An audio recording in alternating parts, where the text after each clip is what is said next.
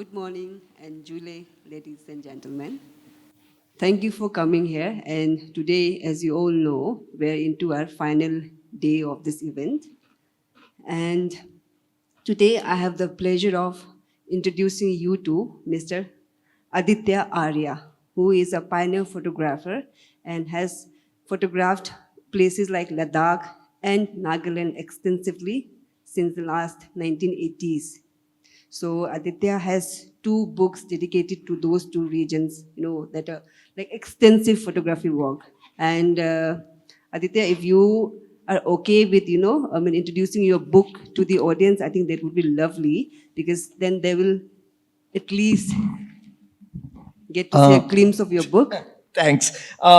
This is Nagaland, where I started working at the age of 24 in 1984. Um, Shot tiger feast and tiger hunts, and it's very interesting documentation. So I worked there for 6 years on my own, and the other one is one of the most iconic documentation ever done of Alchi Monastery, where I lived, because I had been visiting Alchi since 77. When I was Yeah. 17, it was a cowshed. I And know. then over the years, then somehow, I don't know how things happened, I got a permission to set up generators and shoot inch by inch. And it culminated in this huge book catalog and a show at National Gallery. Somehow, I don't know, there's not a single copy of this available today. I was just trying to tell your team maybe it's time to publish this and use this as a fundraiser for Alchi. Yeah, thank you, Aditya. And let me also tell the audience that Aditya has played a pivotal role in the establishment of India Photo Archive Foundation and the Neil Dongre Awards grants for excellence in photography. And Aditya is the founder director of Museo Camera. I'm sure those who are into photography must have heard of this museum, which is the biggest photography museum in Southeast Asia, and it's a not-for-profit museum. I think that's it, Aditya, and Thank you. Here you go. Thank you. So, thank you for the introduction, and so camera, since the day it was invented, has been an extremely important tool to create and document the heritage. It cuts across tangibility, and it's all because of this device called camera. So we at Museo Camera celebrate the art, craft, and the achievements of this device, which has been constantly evolving since the day it was announced to the world by Daguerre on 19th August 1839 by taking daguerreotypes. And today, the story of photography is how it has traveled from the silver grains to the pixels. And but if you come to the museum, you will see more than maybe 6,000 cameras going back to 1860. So I strongly believe in the power of visual archives, and I would love to share the stories which are there in this, and I would like people to see these books after the show. So I'm really pleased to have these two gentlemen on my side. Um, Amit, whom I have known since 70s, late 70s. 78, 79, I used to carry his father's camera bags. His father is a celebrated photographer, Avinash, and I learned photography from his father. I used to see him come back from the school, 70s. And Yawan, very interestingly, came to me in 2013. Yeah. And he learned photography for a year. So that was, and then he disappeared. Then I ran into him in Sikkim once, and there he is doing some fantastic work. And he's done some incredible work. His books been very famous. So let's small introduction. So one of the world's foremost names in the field of panoramic photography, His collector's edition, the Monumental India book, made it to the top 10 coffee table books of the world. So, I think Lepere said it should have been judged under a special category, not only monumental, it's a special category. And the sequel to that, the Sacred India book won the prestigious German Photo Book Award in 2014. And third panoramic book, India at Home, is a study of all-encompassing home. So it's very interesting. These two gentlemen have been documenting, which is where I come in, and I feel very strongly about documentation and the power of the camera. I think it's on if you want to. So in 2018, Pasricha found it. India lost an campaign focused at creating awareness around India's considerable but threatened built heritage. In 2019, he has taken it upon himself crowdsource a heritage map of India, and he continues his long-term passion project on the side, One India, Many Lives, a book on Indian duality, study in photo. So there you are, Amit, and a small introduction to Yawan, the man who disappeared from my life for many years. He's a freelance photographer working for the past 8 years in Sikkim and surrounding regions. His practice involves not only in the field of taking photos, but also learning the art of printmaking. That's very interesting because uh, I firmly believe we come from analog times, and I miss the touch and feel of photography today. So at the museum, we have a very important section devoted to darkroom and analog processes from 19th century. So I can't touch pixels. I miss the silver grains. So occasionally I like to dip my hand in the developer and hypo and feel nice about it. So it's, and his studio is a fine art printing studio from Sikkim, which was started in 2019 to create a space for the artists to print and reproduce their artwork in the finest quality. I think you're the only one in Northeast doing this. No, no, there's nobody else. I know that.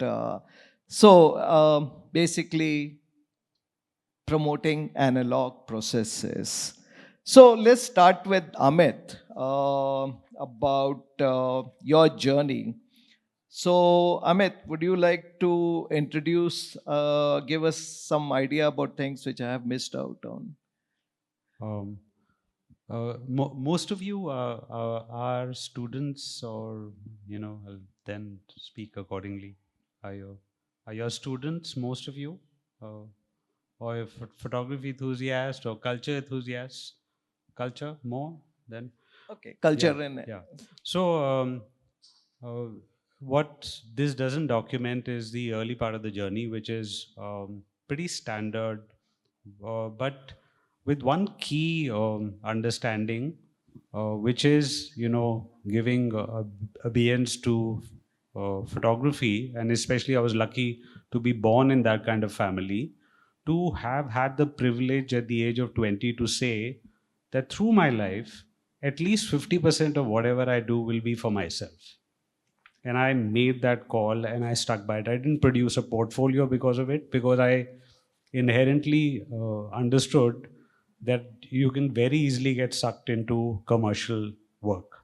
So the more you target that, the more you'll drive yourself.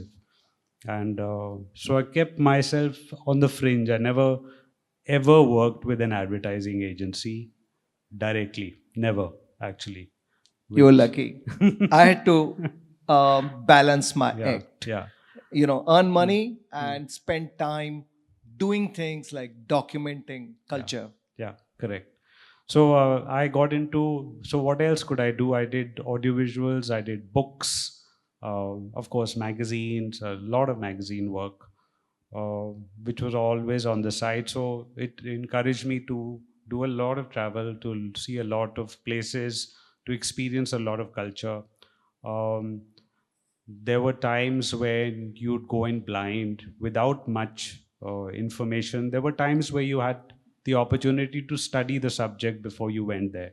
And that always sort of led to um, better, more understanding, deeper visuals. Though I stayed clear of one thing which I thought as a photographer was a trap, which is get too technical from the aspect of what am I describing.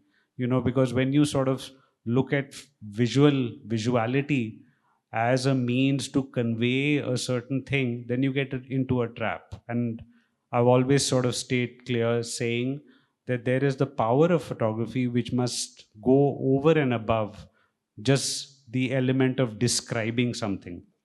Now, I mean, I consider myself also lucky that in a lot of places I did a book on Goa. I did, of course, a lot of books on around royalty, a lot of features around crafts and cuisines and stuff like that.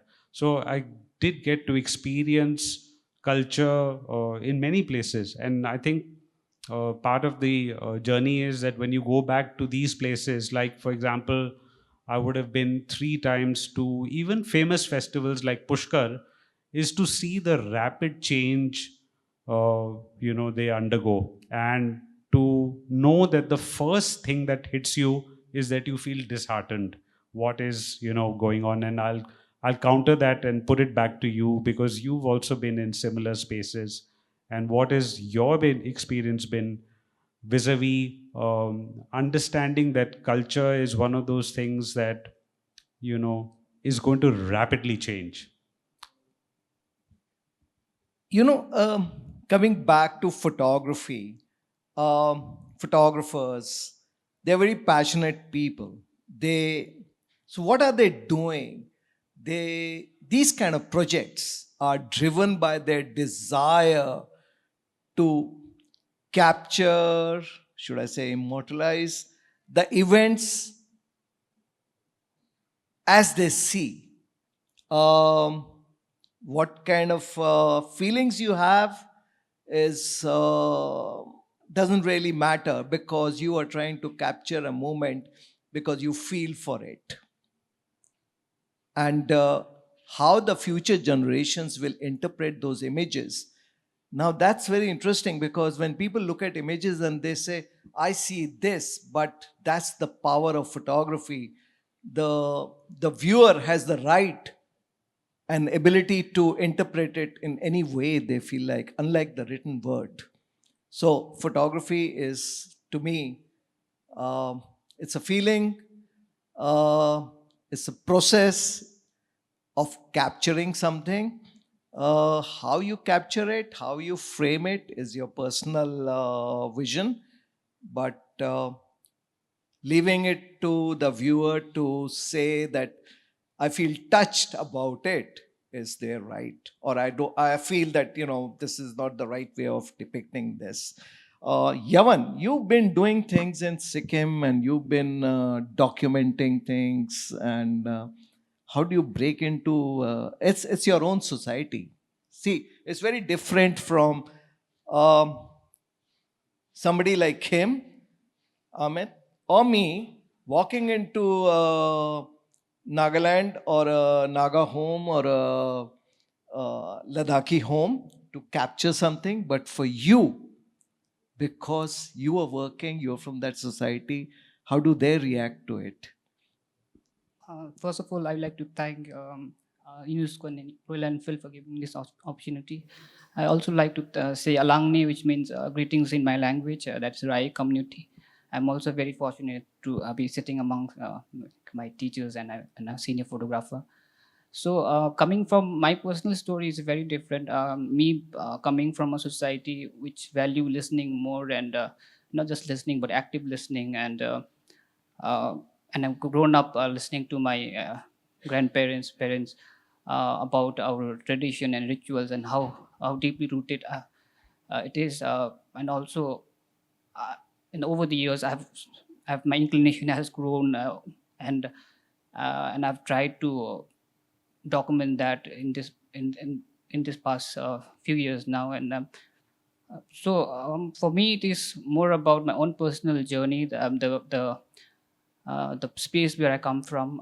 It was important for me to document that because I felt a lot of photos that I used to see was taken from someone from outside our community, and for me it was so important, and I felt it necessary that I had to do it. So what do you tell them? How do you explain your work to them? See, it's very interesting for a photographer to walk into a situation and say, I want to shoot this. And how do you break that barrier? How do you, I tell you from my side, it's in Nagaland in 84, I was 24-year-old. For me to go, I had to spend months and days to actually cut across the barriers and get accepted. I don't know, how does it work for you?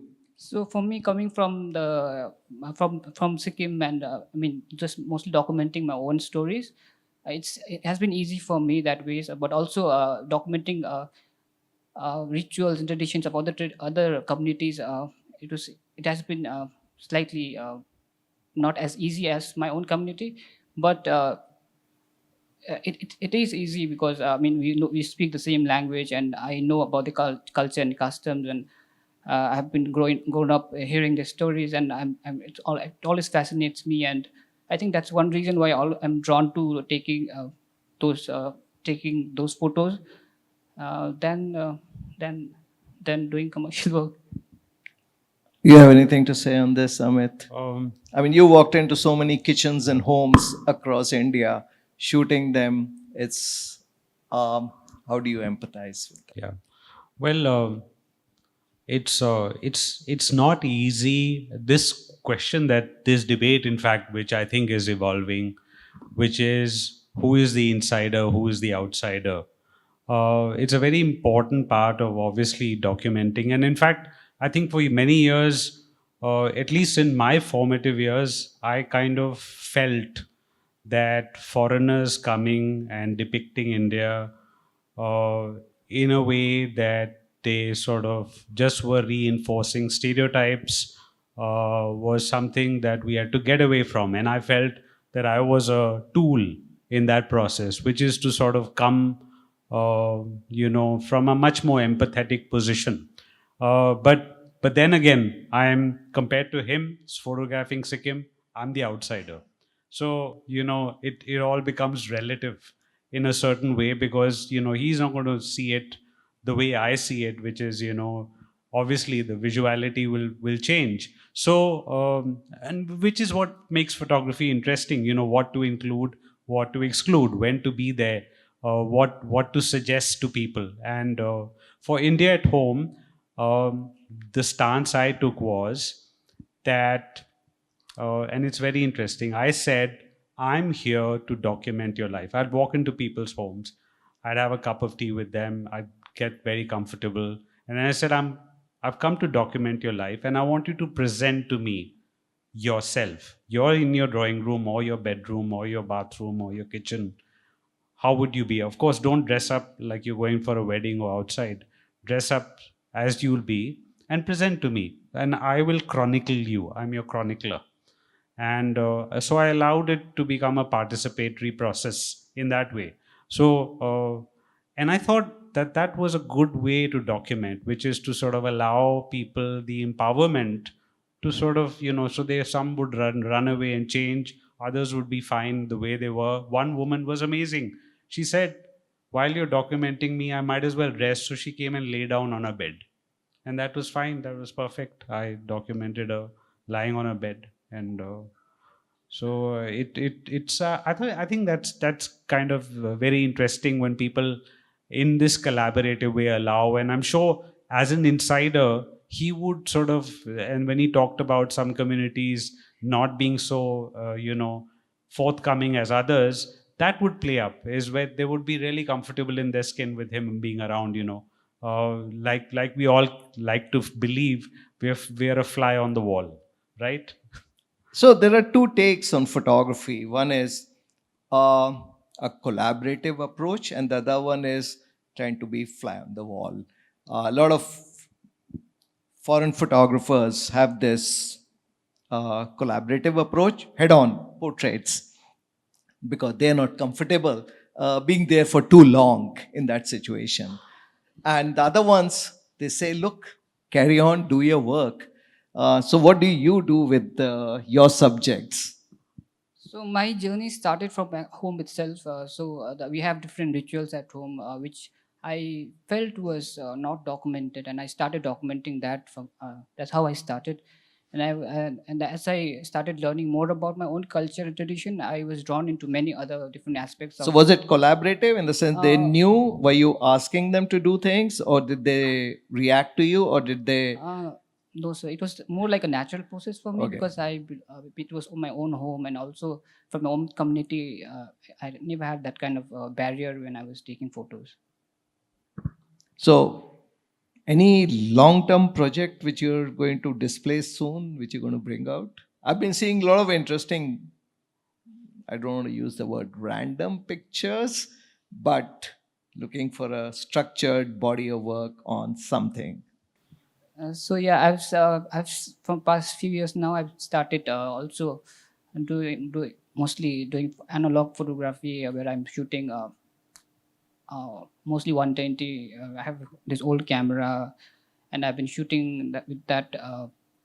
So what happened to me after whenever I used to go for commercial assignments, and every time I used to come back, I never used to like my photos, and so and I think that and I started to question myself, what was the reason behind, and I think and in those I think me, So it's very interesting. He is taking analog route. So I have a thing that when visitors walk into my museum and I say, hey, and I can ask that question to all the photographers here, there is a button which is not there in any of these 5,000 cameras. Can you tell me that button? They can't think of a button. It's delete. Now, we are from a generation before the delete button was born. So each frame had to be created here, shot at the right time, and there is this limitation of 35 exposures or 12 exposures. In your case, 12 exposures. So you're still taking a fly on the wall approach with your analog? Or you're asking them to? no, this I think I'm doing a slight different approach this time. For me, being an introvert, it's very difficult for me to open myself up with people, and so with analog, I think I've also I'm pushing myself. I'm also it's out of my comfort zone, but I'm pushing myself with speaking with people, and since it has got just 12 frames, 12 I mean 12, yeah, 12 exposures. It's making me a more. It's a big challenge. It's very challenging. So I must but tell them all that he was with me for 1 year. He did not open his mouth. He did not make friends. He did not connect. And I'm so happy to see him talk to so many people. He was extremely shy of connecting.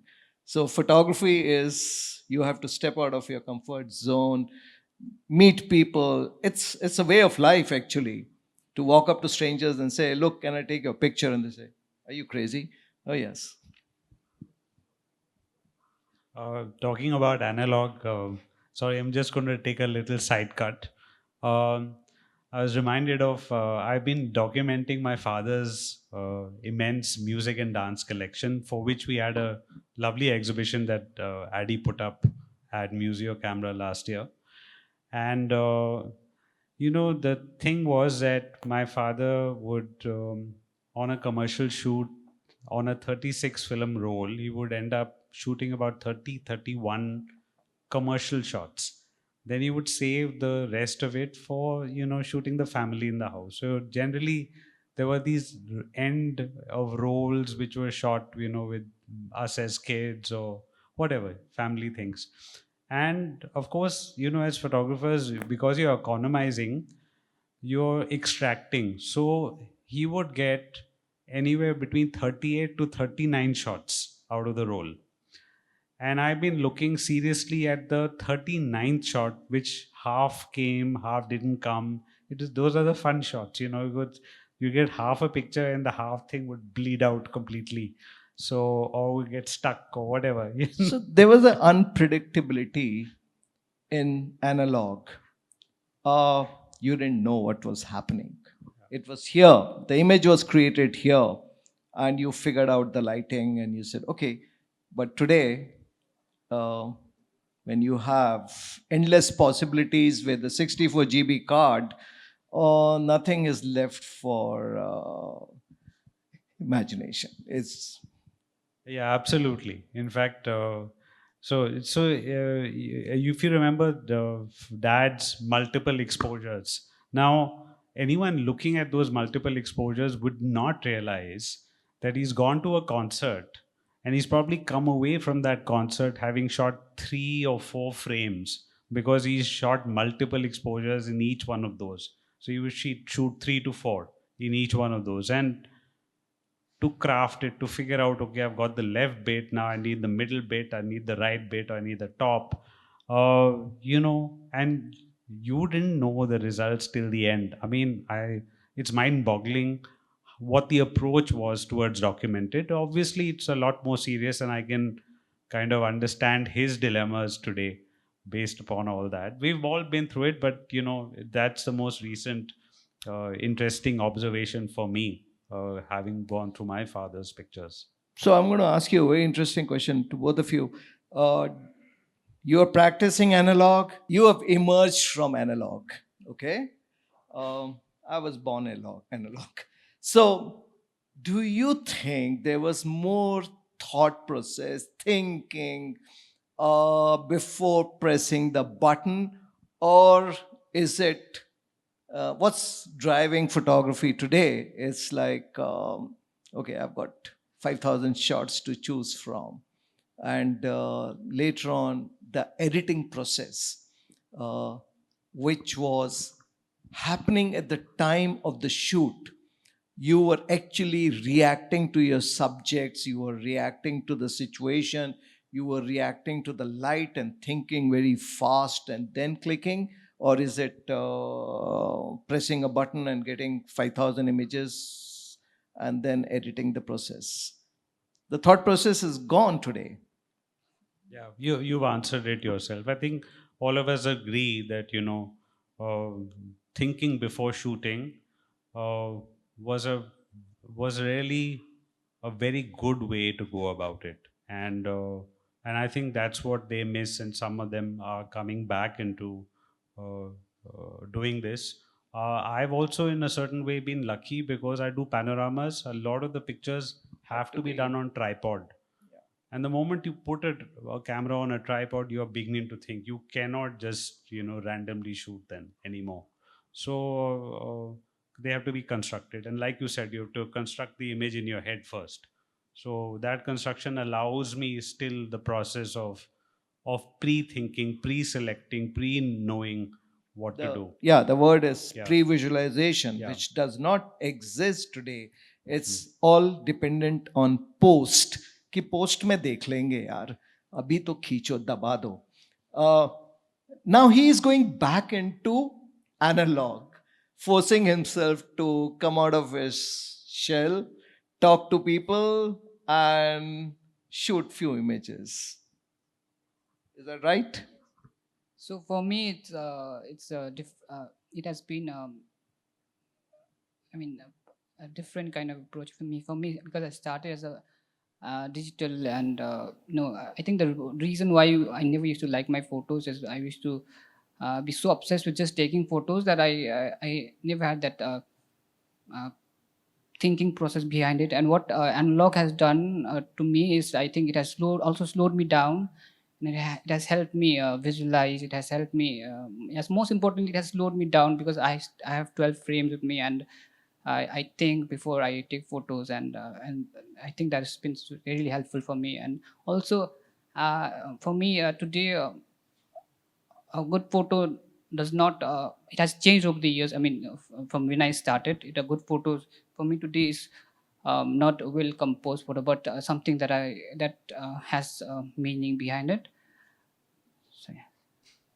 So, thinking and empathy, and has a very deep link with the analog world, which actually forced you to think before pressing the button.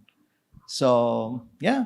Um, any questions from the audience? We would be happy to take the conversation further. Yes. You were, this is addressed to Yawan. And also, I wonder about this need to be social and not an introvert with photography, because I've known Yawan for a very long time now. We've worked together. We met in the context of work in which Yawan was interpreting poetry into visual. And I think I was very drawn to his quiet, poetic way. I still am, and I see that a lot in his photography. I think also in terms of the kind of a lot of photography projects that have happened in our region with the different tribal communities. There's always that also, what gaze are we imposing on the images? I don't understand the technicalities of photography, but I do understand what can be portrayed of so much of how the person behind the lens is also looking at a certain community, a way of life. And perhaps sometimes is also that we don't need to be social, we don't need to be, because even if we ask for permission, it's also, how people would give permission sometimes is also not about, it's not just a vocal thing, it's not just a vocal communication, it's many things. So I'm very drawn towards Yawan's very quiet ways of portraying.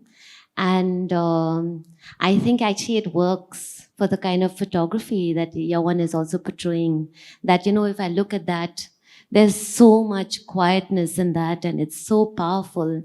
And I think that this demeanor of, however you are, Yawan, for me, it really works. And there is a gentle, quiet gaze that is not forcing any specific way of looking at things. And it's sort of, that quietness transfers into how you're portraying. And also for the viewer, that you can actually interact with it in so many different ways. I don't know what your thoughts are. If you would like to share your thoughts, you don't have to. But I think your photography, to me, really speaks in all of its quietness, and also your very, very gentle gaze that is not imposing. Thank you. So there's deep thinking before he presses the button. That's what I was talking to him. Now, look at the hands, look at the fingers. Each picture has a statement. It's not multiple exposures which he's made and selected two best ones. He is actually, and it's also how he's using the tech to convey that, which is where the beauty lies. Perhaps Yawan would like to say something as well. Would you, Yawan? Say something. I actually don't have much to say right now, but I can come back to you later. And He says, personally, read my pictures. So, pictures talk. And as I've known, he's been a very quiet and shy guy for very long. His pictures talk, which is so nice. And then let me tell you, this whole process of analog is very immersive. Processing the film, seeing the negatives, and then actually enlarging one print and processing the print in the dark room. It's very soothing, calming, and immersive process. That's what he's going through. People practicing digital cannot even think of that. What do you think? You worked in the dark rooms. Yeah. I think seeing the image appear itself is magic. I mean, there's nothing better than seeing it, It's every time it gives you a jump. The smell of the, the chemicals Hypo. as well. Yeah, and that's true. But I mean, coming to what you were saying, I think reticence is part of a certain photographic way of communicating, which is to say, let the picture speak. I will not. And I think that goes without saying, because like what can you say around the picture? Sometimes it becomes so obvious. It's like it's sometimes feels like blasphemy to talk around your own picture. I mean, what can you say? You can talk around how you set it up, but you can't really, or but nothing Or more. you have curators today Ah, who talk. They will spin out 10,000 words on your one image. Ki, I see this. yeah, And I said, yeah. sorry, and this and, is and not and yeah, and sometimes you say, oh, I never thought of that. most of the time. Hmm.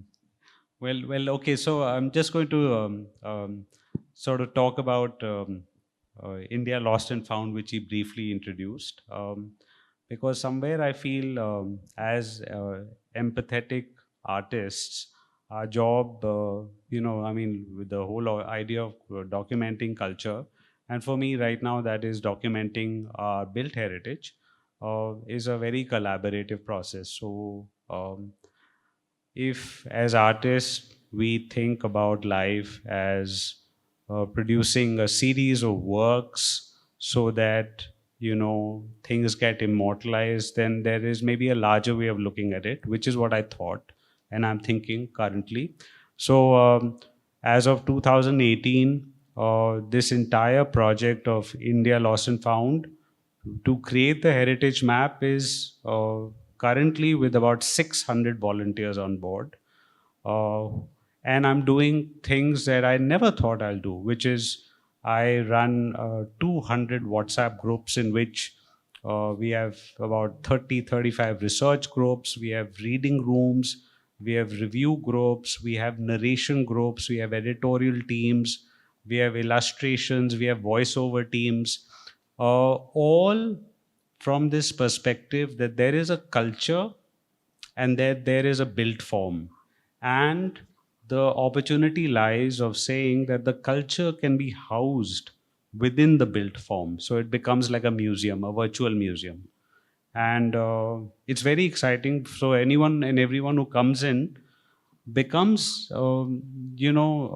inured in this sense that, look, this building, which has been described as a building all along to me, is actually more than a building. And, so the opportunity we open up to them is to say that, look, just in the way you interpret your own grandfather's home, which is you don't look upon it as a structure, you look upon it as a house of memories. I mean, much like his documentation of community, so it's that idea which sort of we've been pushing ahead with all the people. And I think if people go back with a certain sense of enrichment of understanding that, hey, there's this way of now interpreting what we all stand for. And it's amazing. I mean, we're even looking at art deco buildings, we're looking at art nouveau buildings, so we're coming up to 1960s, things that we wouldn't otherwise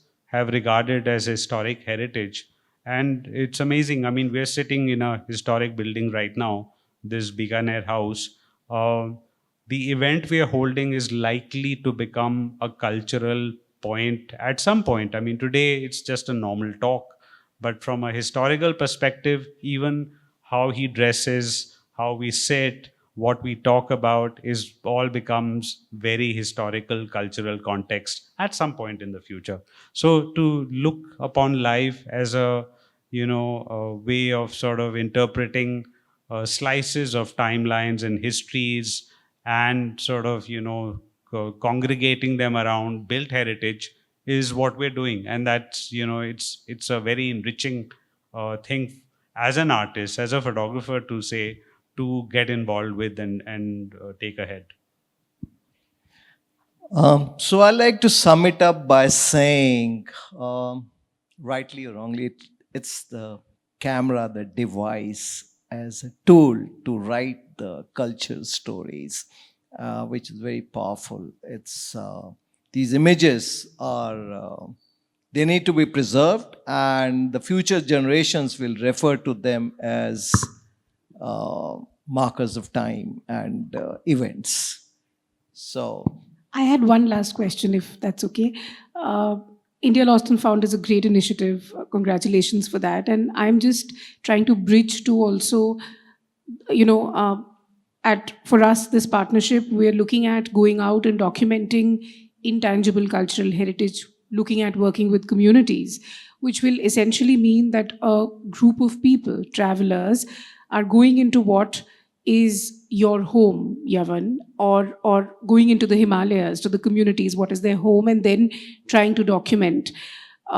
What are some of the things that that these travelers, these people who are trying to document, and camera will be a very important tool, important medium there, should keep in mind when we say photographing with empathy? What is it that they should keep in mind so that their gaze is not intrusive on the community, for instance, right? And I can see a lot of students here, a lot of young aspiring budding photographers. I think some words of advice and tips would be great from this stellar panel. Thank you. Yes, camera is a tool to document. As I said, the gaze can be fly on the wall. It can be constructed gaze. The route is for you to decide your comfort zone. A lot of people are very skeptical. They cannot do street photography because we're doing some courses in Museo where they say, sir, we cannot walk up to a stranger and take their picture. We have this fear, So I said, we like to sneak pictures. We like to hide and capture moments. I said, it's for you to decide what route you're going to take. Yes, empathy, respect for your subject has to be there. You cannot walk into somebody's house and say, I'm going to take pictures here. And that's what typically happens in a lot of these tourist spaces. People just intrude. No, you can't do that. You have to break the barriers. You have to be at some level to get access into their private zones, I would say. I don't know. You can add more to it? So for me, I think just going with a good intention and good heart and respecting their personal spaces, because it's someone's home. And also, I think knowing when to put down the camera, I think it's very important. Not just taking photos, every little thing. Also have, getting the consent before taking photos. I think it's also very important. Yeah, he said something very right, which is put down the camera. So maybe spend some time talking to your prospective subjects. Yeah, it's sort of, before, I'll just finish that and you can carry on after that. Yeah, you're right that somewhere it was rather predatory, aim, load, shoot was always, came from that perspective. And I think, but the world has also changed, I think, over the years. And now, and in our early years, I encountered quite a lot of places where, not quite a lot, some places where they would actually feel that the soul would get captured. I mean, I myself have experienced that, where they wouldn't allow you to photograph because they thought it sort of was not right. And it requires, in some cases, a lot of persuasion and talking to. And yes, you cannot walk in and be brusque and at all, increasingly so. I mean, I think earlier people got away with that kind of thing, but now they can't. You can't sort of walk in and hold your own ever. And you shouldn't do that, because you have to guard with this fact that it's a beautiful world when it's an open world. And increasingly, if you misuse it, then it'll get more and more guarded. And that'll be sad. Yeah, I was one who always felt it was too intrusive taking people's photographs, so I ended up being a wildlife photographer because I couldn't complain. But one of the comments I was actually wanting to ask earlier is that we have, I mean, our panel seems to be all old school, as I am, analog photographers. And I think us old school do think there's a lot of advantages to that. But we have a lot of young people here today who are never going to be doing analog photography. And it would have been nice maybe to have one of the panel talking about the advantages and the excitement of digital recording. And then when this lady, I'm sorry, I don't know your name, was talking about being intrusive and recording living memory, I think there's one route to go, which is that, you know, everybody's a photographer now. We all can use a camera. We can all use a phone camera. So instead of somebody coming in to photograph somebody else's culture, why not give the cameras to those people themselves and let them record what they think is important about their culture, how they see their culture. And I think this is something that, you know, the digital age has allowed to be possible, you know, which it probably wasn't earlier. So we at Museo Camera do conduct classes on iPhone, the art of seeing through iPhone. And we have taken it to villages, to communities, and given them iPhones for 15 days, 30 days, months to record and shoot their own stories. It's very interesting. We've been doing that. Is how do they perceive their own selves and how do they document? And so, you know, very interesting images came out. This is my mom, this is my dad, and then the accompanying statements, he's never at home, and empty bed, and mom always cooking. So we did experiment with these communities, and we continue to do that in collaboration with iPhone, who've given us lots of devices to work with communities like that. Typically it's been in and around NCR. We have not been able to take them out to remote areas. But today, power of mobile it's going to, I don't know, I was reading somewhere that today also some companies stopping down their DSLRs, and most of the big companies have stopped their DSLRs. They're just keeping one camera alive. In lines with what he was saying, that even for the India Lost and Found project, before COVID, we had about 400 volunteering photographers across the country. So we stopped that, and I'm going to restart that, and again with a little bit of training maybe, but inputs. But the idea is to let them photograph the country to make a collaborative map.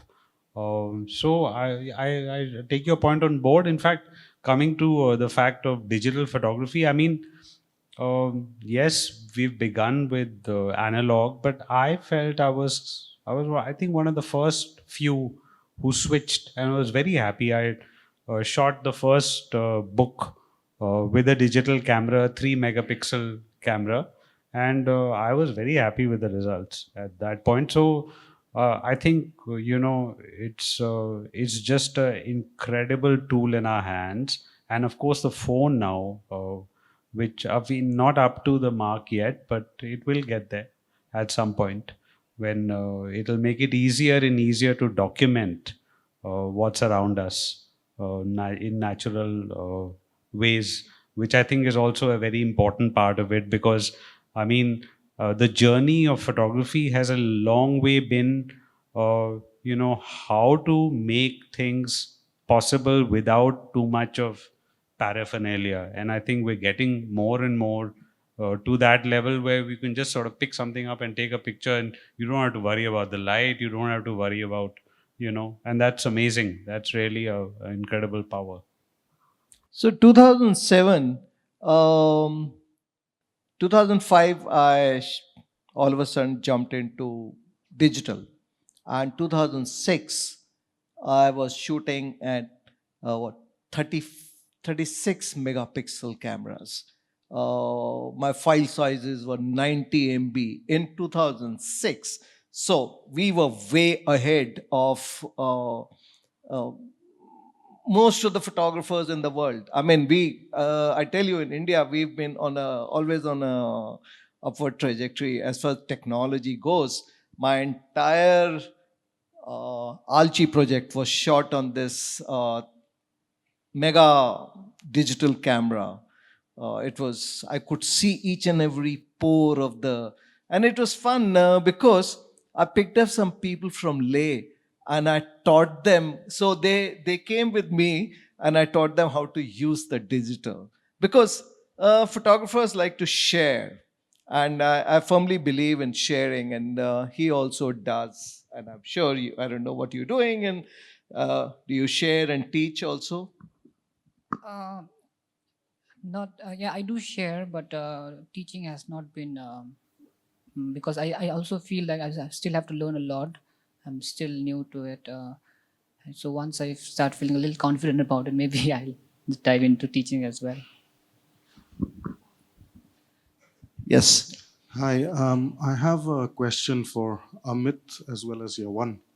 In today's day and age, where the lady in the back, I'm sorry, I didn't see who it is, but she rightly pointed out that we are all image makers in some way now.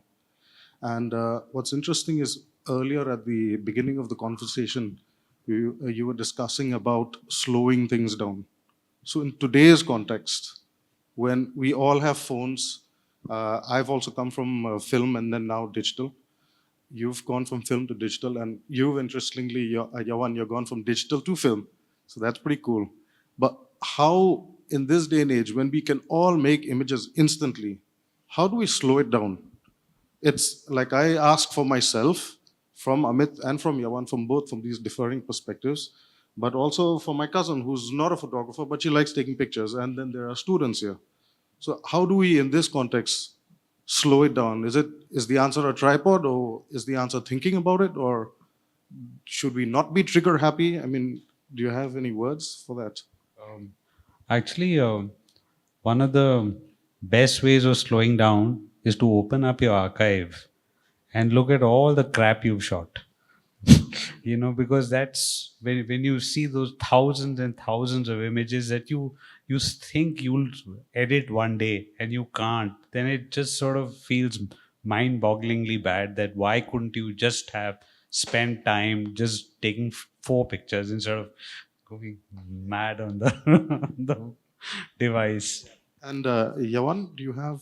So yeah, I actually started from film, but I then jumped to analog, digital, and then again went back to analog.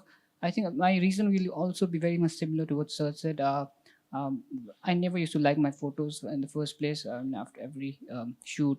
So I think what film has really made me do is just slow down and just not just look beauty in the photo, but just more meaning to what I'm taking, give meaning to what I'm doing and the photo that I'm making.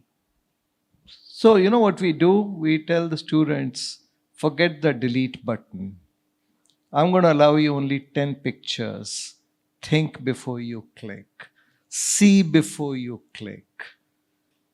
You will create great pictures. Because the devices allow you to shoot endlessly, thousands of images doesn't mean that you end up shooting 1,000, then spend hours deleting and say, oh my God, but I missed something.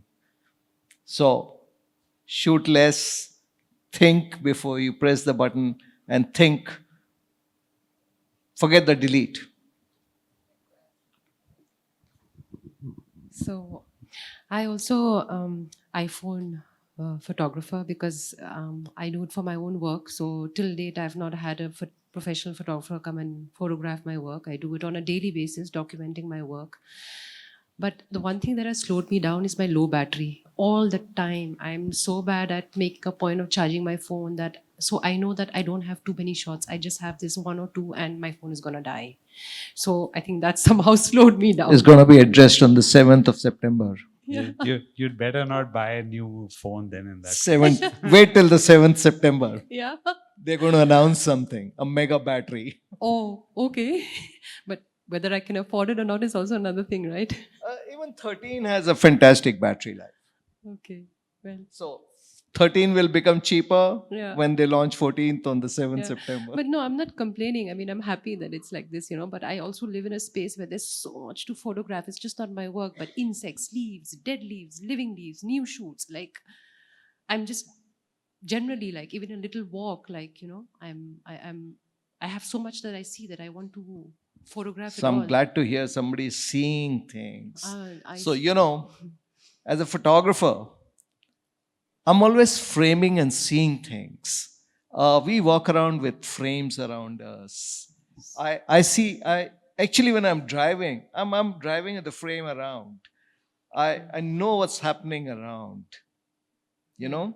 And so that's another reason why I don't drive. I mean, I try to learn, but I can't because I'm such a dreamer when I'm in the car that no, I can't drive. So photographers react to situations very fast because they're seeing, and that goes for the photojournalist and people from analog times with limited films.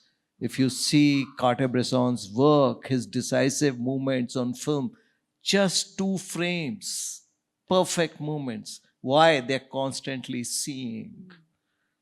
Thank you for this. Sorry, I hope this will be the last question, but I really want to address this to the photographers. We've spoken a lot about this word empathy. From the point of view of photography in the context of this project, what are some of the processes that would lead to this empathy? What does it mean when we say empathy? Can you give us a little bit of do's? What are the processes that would lead to this empathy? In word, I would sum it as I feel for something, that's why I take the picture.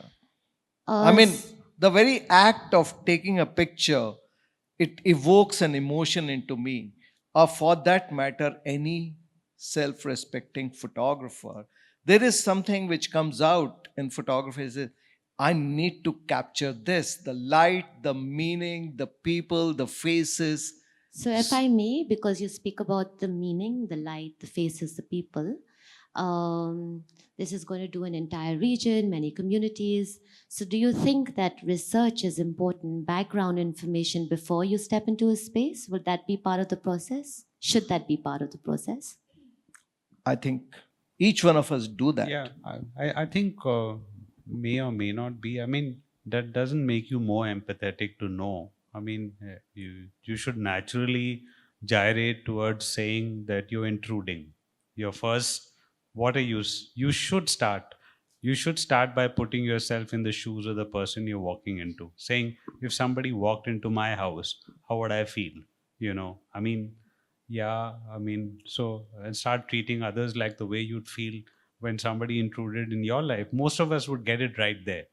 I mean, I think that would be a good yardstick. The other thing would be obviously not be in a hurry, which means don't stick to your timeline.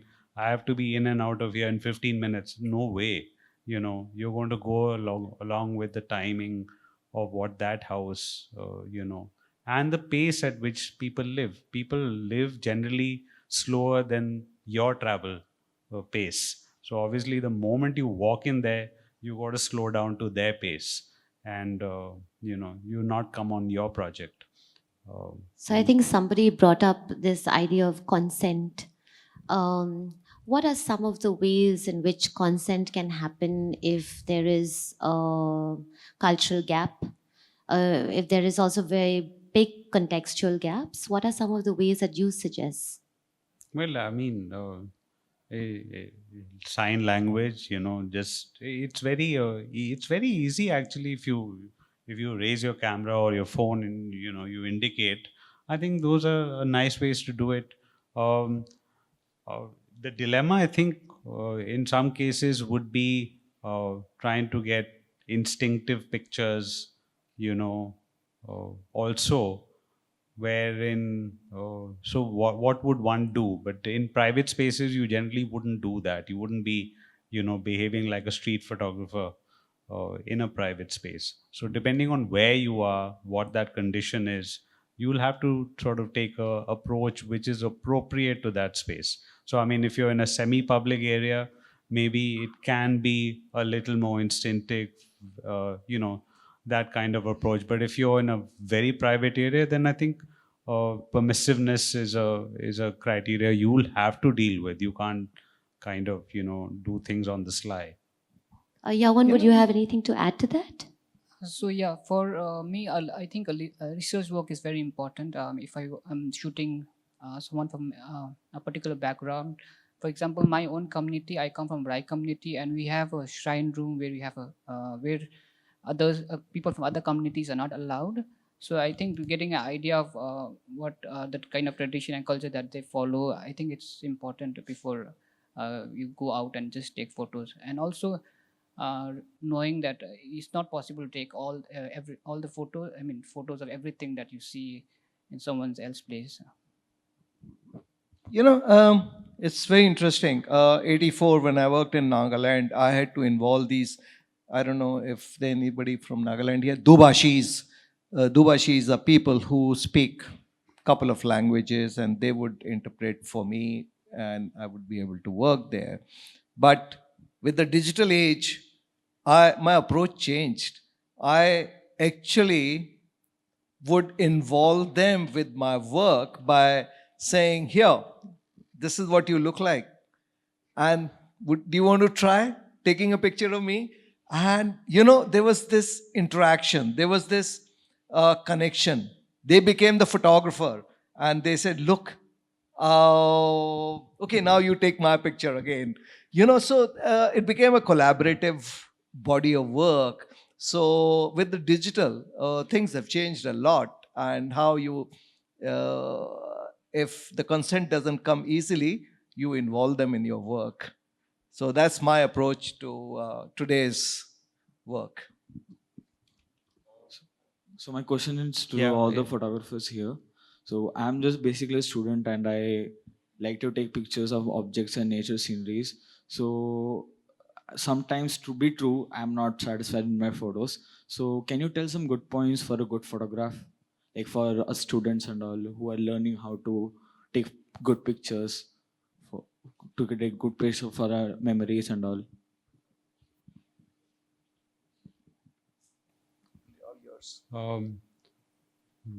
What I generally sort of start off by saying, a lot of people will.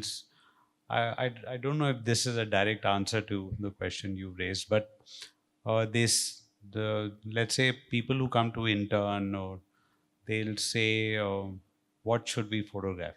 We're struggling trying to figure out a subject, and I tell them that if you have to begin thinking like this, the camera is a language tool, and you have to employ the camera in saying something you'd like to say.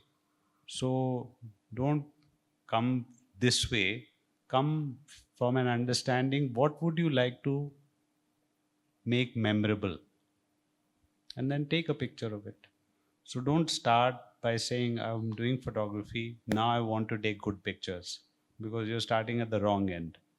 Start by saying, this is what I want to make memorable, and now I'm going to use my language tool to do that. So I think then so even for long-term projects, that works well as a thing, which is to sort of say, I have an interest in this subject, and I want to. So that saves you from getting, into topics where, like people get into these very, very niche topics, trying to document niche things, which are, running into pictorialism in a large way. And they're driven from the fact that this will visually look good, so let me photograph this. But that's not necessarily an inner voice. That's not your voice saying, I want to document this because I'm interested in it. I would also like to suggest that you should study how the same subject has been showcased, documented by other photographers.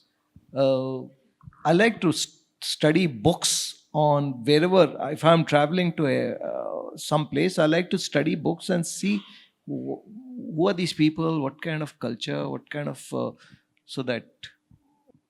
First of all, like the question that ma'am posed and the answers that you have given, like in the context of research and all, coming from an anthropological background myself, so I believe that, yeah, like camera is a great tool and people and photographers do have a responsibility so that all the stigmas and stereotypes, they don't percolate any further. They should know the gravity of the culture, proper research should be there. My question is that have ever there been an instance of your work that you have exhibited that it has been misinterpreted, and especially like the work that has been posthumously famous.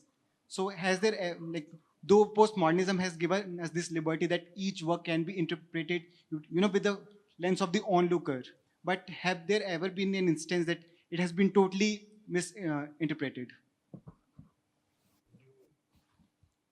You want to sort of think through that? I cannot. I'm not being able to think right now about what you just asked.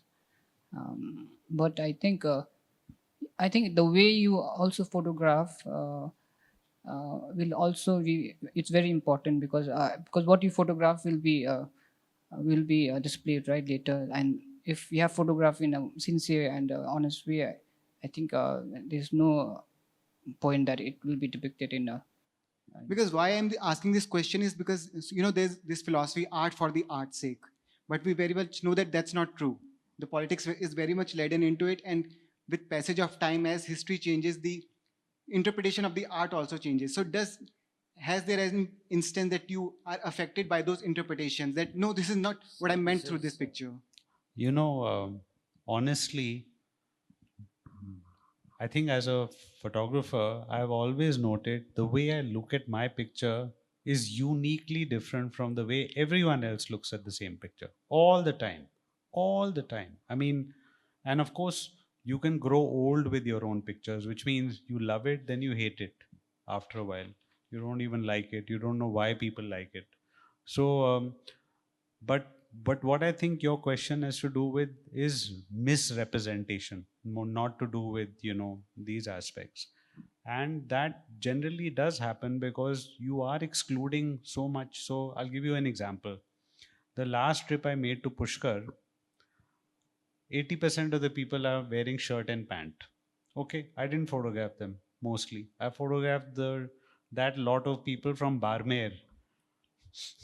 So for me, because I was reliving the Pushkar that I'd been to twice before, I was very disappointed by shirt pant people sitting on motorcycles in front of camels. For me, that it wasn't doing it for me. I mean, I didn't know what to photograph, so I excluded them. Now, I also cheated. I didn't tell the truth of Pushkar as it was. I only photographed what I thought as eternal. But of course, I mean, that's another debate we can get into, what to photograph, what not to photograph. But things are evolving. Like I was maintaining, somewhere keeps hitting me. What we are doing by sitting here is also historical. We may not see it. We always treat today as a perception standpoint. We don't recognize that, like history, today is history also, and everything we do. So in my sense, I'm attempting to correct my flawed understanding. I know I have a flawed understanding of what it is that it means to be cultural. In fact, the discussion we had before we began this was that every coming generation, I mean, if I saw the work of the next generation document the same thing that I had documented, I would say, but they've changed. What are you documenting? You know, but I don't recognize that I was also a slice in point. 50 years before me, it would have been different. 50 years hence is going to be different, but it'll still be culture. That inclusion and exclusion is very interesting because photography is all about framing, what you include, what you exclude. Okay? So the process is editing, while painting is a figment of your imagination. Whether you like to keep something somewhere or not, in photography, the frame is inclusion or exclusion. It's very interesting because from anthropological point of view, because now whether these pictures are art or documentary is another topic altogether. So are we documenting or are we creating art is another subject altogether. So thank you all, and So thank you all the panelists for the very interactive session. So we have a small token of gift for the panelists here. I would like to call upon my colleague Ankur to hand the gifts here.